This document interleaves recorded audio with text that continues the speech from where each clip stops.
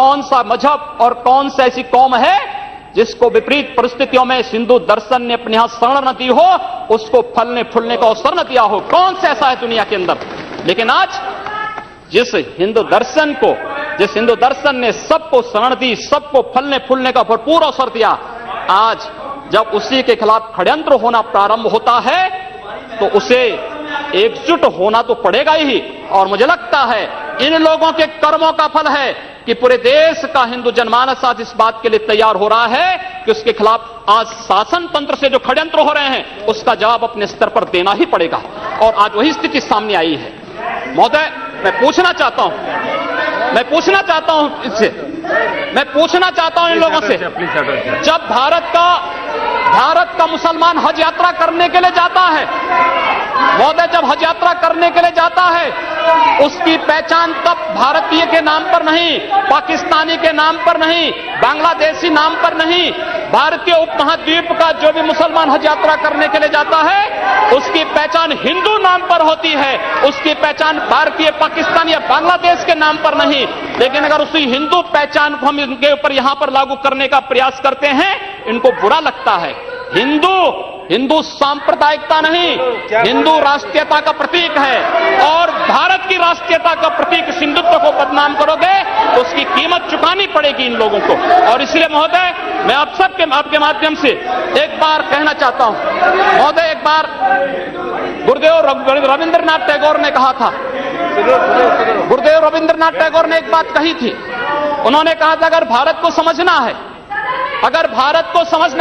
बैठ गए आप, फालतू बात करते हैं। महोदय, उन्होंने कहा, गुरुदेव रविंद्रनाथ टैगोर ने एक बात कही थी और उन्होंने कहा था कि अगर भारत को समझना है तो मैं भारतीय अस्मिता को पहचानना पड़ेगा। और भारतीय अस्मिता को पहचानना है तो स्वामी विवेकानंद के बारे में आप जान लीजिए। स्वामी विवेकानंद ने एक बात कही थी कि गर्व से कहो हम हिंदू हैं। स्वामी विवेकानंद ने एक बात कही थी कि गर्व से कहो हम हिंदू हैं। स्वामी विवेकानंद तो सांप्रदायिक नहीं थे, स्वामी विवेकानंद तो किसी पार्टी के नहीं थे। स्वामी विवेकानंद ने तो भारत का प्रतिनिधित्व किया था पूरी दुनिया के अंदर। और दुनिया के अंदर जो हिंदू आज पूरे देश के अंदर, पूरी दुनिया के अंदर अपनी सहिष्णुता के लिए पहचाना जाता था, आज उस हिंदू के साथ किस प्रकार का व्यवहार किया जा रहा है, वह कश्मीर से विस्थापित होता है, उसे कश्मीर से निकाला जाता है। एक भी बार इस सदन में चर्चा नहीं होती है, इन लोगों का मुंह नहीं खुलता जब कश्मीर से 3.5 लाख की संख्या में कश्मीरी पंडित निकाले जाते हैं, तब ये लोग नहीं बोलते। पिछले 2012 में असम के अंदर 3 महीनों तक बोडो जनजाति के लोगों को मारा जाता रहा, कोई नहीं बोला। महोदय, कोई नहीं बोला। जम्मू कश्मीर के बाद जम्मू कश्मीर के हिंदुओं के मारने पर कश्मीरी पंडितों को उनके घरों से बेदखल कर दिया गया, एक भी बार ये लोग बोले नहीं, इनको पीड़ा नहीं हुई। दुनिया के अंदर ये अपने आप में बिरला उदाहरण था जहां पर अपने ही देश में अपने ही जानने वाले लोग विस्थापित होकर के खाना बदोश की जिंदगी जी रहे हैं। उस शर्मनाक घटना की निंदा एक भी बार इन लोगों ने नहीं की। मुंबई के दंगों पर ये लोग मौन रहे।